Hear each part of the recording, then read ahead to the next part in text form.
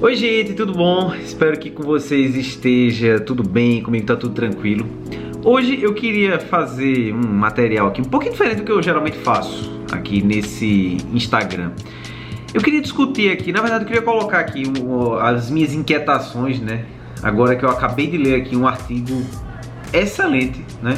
Sugerido aqui pelo grande Jonato Prestes, um abraço professor aqui que me influenciou digitalmente, né, já que eu vi a postagem dele aqui falando sobre esse artigo que deixou ele com a cabeça assim, a minha igualmente, né, tanto a cabeça quanto os cabelos, né, assim, igualmente explodidos mentalmente, né, porque esse estudo, ele discute uma coisa que é muito complexa para nós treinadores, personal trainers, professores de educação física, enfim, né, entusiastas do esporte, ou áreas afins, né? Que é esse conceito da periodização de treinamento, né? E o que seria a periodização de treinamento, né? Os conceitos são vários, né? São muito específicos, são diversos, mas para mim e para você aqui, tá? Eu vou acordar então que é a ideia de a gente programar um esforço, tá? Programar um exercício ou um programa de exercício, melhor dizendo, ao longo do tempo, tá? Ou seja, você recebe um programa de treinamento lá na sua academia, no seu clube, onde quer que seja, e você vai fazer ele por uma certa quantidade de tempo, né? Variando algumas características dele, como por exemplo o tempo de intervalo, o aumento de sobrecarga, o aumento da quantidade de exercícios e de séries, né? O que a gente chama de volume e tal, e isso vai variando ao longo do tempo, a depender tanto da sua condição física, né, quanto também das outras atividades que você tem para concluir, né? Por exemplo, de um atleta, né, que é o exemplo claro e clássico que a gente se utiliza tanto para aplicar, né, como para derivar os conceitos de periodização que a gente utiliza também para a saúde, né, para as pessoas que treinam, que se exercitam com a ideia de melhorar os seus, enfim, os seus pontos, né, com relação à saúde, seja na saúde metabólica, enfim, quem tem diabetes ou hipertensão, ou também quem tem algum problema osteoarticular, coisa do tipo, né? E a grande sacada aqui, né, que esse artigo coloca, né, é o quão ainda por aprender estamos sobre o processo da periodização, né? Achei isso uma coisa fantástica, porque desde lá os anos 60, né, quando o russo, né, hoje na época era a União Soviética, né, o Matveev propôs, né, as bases da periodização do treinamento, né, para os atletas. É muito isso que a gente utiliza até hoje, tá? A base da preparação para atletas, tá? E é isso que eu quero que vocês guardem com muito carinho aí nesse quadro de informações que eu estou colocando aqui para vocês, porque uma coisa que me chamou a atenção, né? Isso para mim é um ponto que é bem interessante, porque eu lido com um número de atletas muito reduzido aqui na minha prática, na minha clínica, né, aqui na curadoria em exercício. A maioria das pessoas que procuram o meu serviço estão interessados em, primeiro, entender exercício, saber como funciona, o que ela pode fazer, onde pode parar, o que ela pode gostar, discutir a filosofia da coisa e no final chegar com um programa, com um planejamento de treino ou de atividades, né, lúdicas, enfim, de prática, que eu, em comum acordo com a pessoa, né, faço a proposição para ela. E aí, esse artigo me traz uma questão muito interessante, porque é uma inquietação minha já há um tempo, né, perceber que a gente, enfim, na educação física, na área das ciências do esporte, a gente trabalha muito com essa ideia de, tem esse estudo aqui que a gente fazendo dessa maneira, com essas características, a gente vai ter esse ou aquele ou esses resultados esperados, né? Derivado do que os estudos colocam com relação a um objetivo específico. E a grande sacada que esse estudo me deu aqui é que a maioria dos estudos que a gente tem, realmente a gente tem condição de aferir ali num curto espaço de tempo, né? De algumas poucas semanas ali, né? De 2 semanas até 12, 16 semanas e tal, onde a maioria dos estudos se foca, mas e pra gente aferir os resultados propostos, né? Essa é a pergunta que eu me faço agora, né? Os resultados propostos para quem não necessariamente precisa ter o pico da sua performance em determinado ponto do ano, como geralmente os atletas, né, que treinam para melhorar suas valências, suas capacidades físicas almejam, para a gente que quer melhorar, né, um pouco mais para, enfim, os nossos dados de saúde, né, para a gente viver uma vida um pouco mais confortável, um pouco mais fácil, né, pelo menos do âmbito físico, metabólico ou psicológico até, né? Com o exercício a gente sabe que tem esse efeito também, né? O quanto de fato nós profissionais conseguimos na nossa intervenção perceber que o que a gente está fazendo ao longo do tempo de um aluno, de uma pessoa, né, muito longeva na prática de exercício, de atividade, de treinamento, realmente ela consegue ainda melhorar esses pontos que são que deveriam ser mensurados, né, ou pelo menos colocados em perspectiva quando a gente pensa na periodização. E é justamente esse ponto que esse artigo coloca aqui a gente para pensar, né, que a gente realmente tem pouquíssimo ainda a oferecer para a população baseado no que a gente estuda, né, voltado para tanto essa ideia de performance de pico, né, ou um tempo ótimo, como a gente está vendo agora, né, essa ideia que se está discutindo exatamente agora, no dia que eu estou gravando esse vídeo aqui, a gente está no meio das Olimpíadas, a gente está vendo aí, né, essas discussões sobre ciclo olímpico e preparação e tal. Tudo bem, esse artigo, né, remete a essas pessoas aqui muito claramente. Agora, para mim, para você que estamos aí procurando, né, melhorar nossos fatores de saúde, isso me chama muita atenção, porque primeiro, né, vamos pegar então essa ideia do que a gente, né, vê na prática, no dia a dia, nas academias, né? Por mais que você que seja um praticante de musculação padrão, né, que recebe o treino lá prescrito pelo professor, que tem lá uma cartela de dezenas ou até centenas de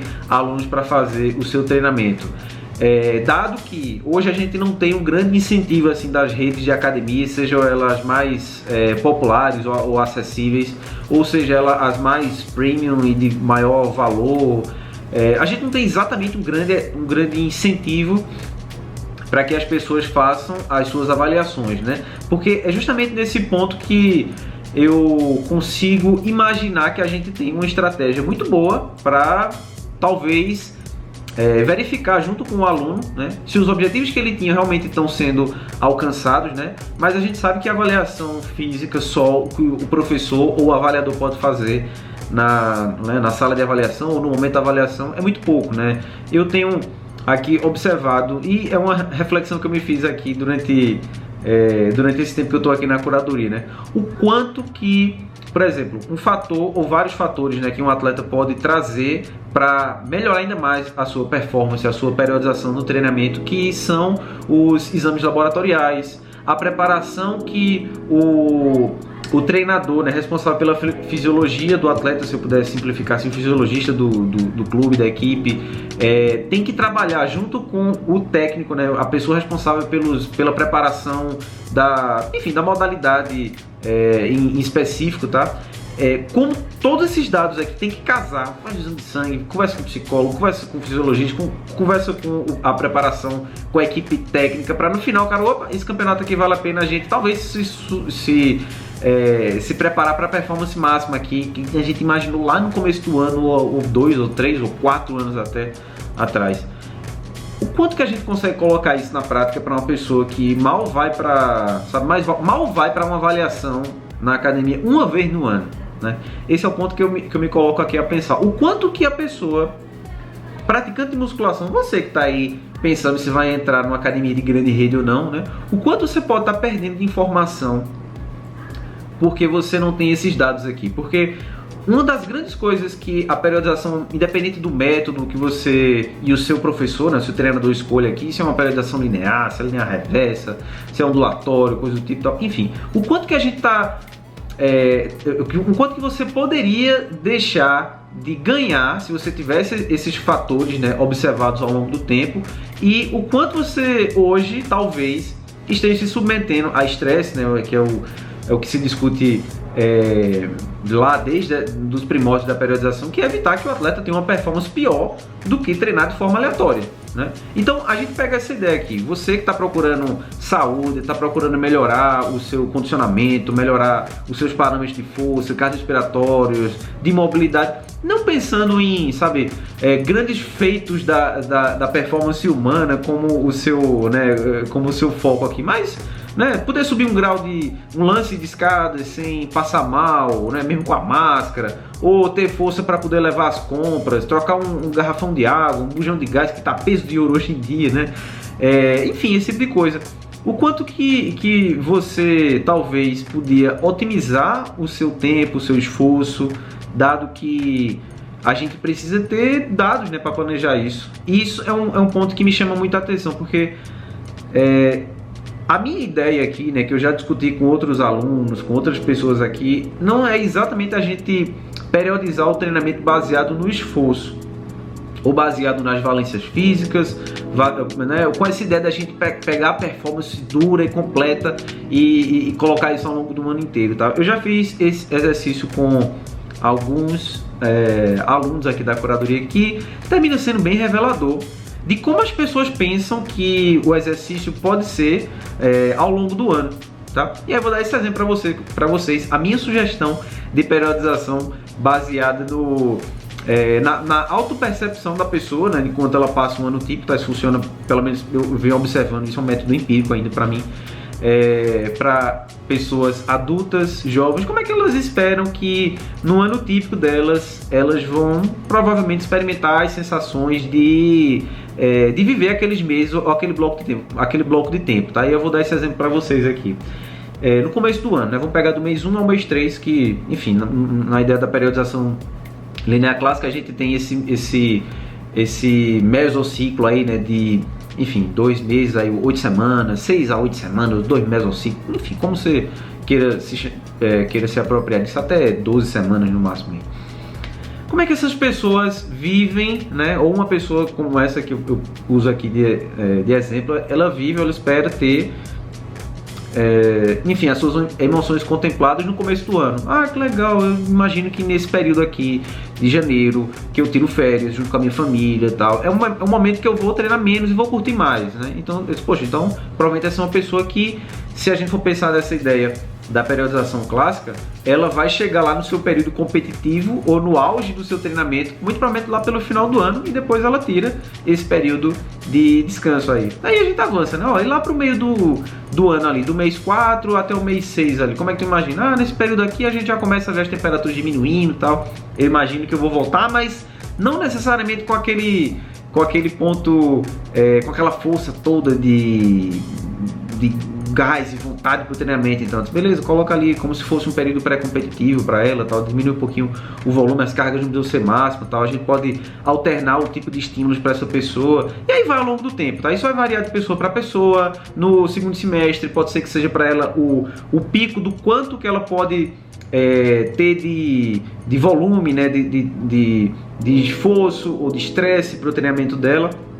E, enfim, né, e se completa ao longo do ano. Pode ser que seja uma pessoa que tenha uma percepção de tempo diferente, né? Pode ser que seja uma pessoa que esteja com um quadro de saúde, né, muito agudo, sei lá, uma pessoa que está se recuperando de um tratamento de câncer muito agressivo, e a percepção dela de tempo e de sensações também, né, do quanto que ela pode tolerar de dor, de estímulo, treinamento, vai variar bastante. E aí é justamente nesse ponto que eu me foco, né, e penso muito sobre essas questões da periodização, né? Como é que a gente periodiza para essas pessoas que provavelmente não conseguiriam ter metade da tolerância ao estresse no treinamento, como a gente pensa aqui para um atleta, né? Porque primeiro que é monótono, é chato, a pessoa não faz, né? Esse é o primeiro ponto, que uma pessoa que não é atleta faz com que nós, professores, treinadores, né, tenhamos esse trabalho infrutífero, porque não é que a pessoa não vai conseguir manter um nível de aceitação do seu esforço lá, baseado numa métrica ou numa marca mínima para ela alcançar um treinamento. É que essa pessoa já está tão estressada, chateada com o seu dia a dia, com o seu trabalho, sua família, suas obrigações, ele vai ver que tem que se esforçar muito para obter um resultado que vai significar o que para ela no final? Nada. Ela não tem que colocar... Enfim, não vai melhorar nada, não vai significar nada ela melhorar o tempo dela de 100 metros rasos, uma corrida que ela termina em X minutos, termina em X menos, sei lá, 5% e tal. Na prática não muda nada. Mas a nossa ideia, né, pelo menos a gente que trabalha com pessoas que não são atletas, né, é justamente como fazer com que essa pessoa se mantenha se exercitando o ano inteiro. 2 anos. Como é que faz? E aí talvez essa ideia da periodização que a gente utiliza aqui essas questões que ele levanta pra gente aqui, talvez sejam bem interessantes pra gente pensar o quanto que a gente precisa diversificar os nossos estímulos, né, para o atleta para o aluno que não é atleta, né? Para o atleta a discussão aqui tá começando a caminhar, né, para um ponto que eu acho muito interessante. Agora imagina para a pessoa que não é atleta, né? Eu acho que essa discussão de como planejar os exercícios baseado nas preferências pessoais, né? Em como a pessoa experimenta ou tem sabor a vida dela, faz muito mais sentido do que a gente pegar, sabe, um planejamento, né, totalmente derivado para um atleta e colocar goela abaixo para uma pessoa que não comunga exatamente desse ideal de performance, a gente imaginar que isso vai dar certo, né? Então eu vou deixar aqui nos comentários, tá, a referência desse artigo. Quem quiser, quem tiver interesse aqui, você que talvez seja da área de educação física ou da área de saúde e tem interesse em treinamento também, tá, só manda uma mensagem para mim ali. O chatbot vai receber se eu não estiver online, ou eu estando online ele recebe também, não tem problema, fica lá eu e ele. E adoraria saber também a sua opinião, tá? Você que tá aí vendo esse vídeo aqui, que tá com 16 minutos, você não vai ver esse vídeo até o final, nunca, eu sei disso. Mas se você viu esse vídeo até o final, então coloque um emoji de uma medalhinha de ouro embaixo lá, aí eu vou saber que você leu até o final, tá bom, gente? Então é isso. Eu me despeço por aqui, continue acompanhando esses materiais aqui da curadoria e um beijo pra vocês.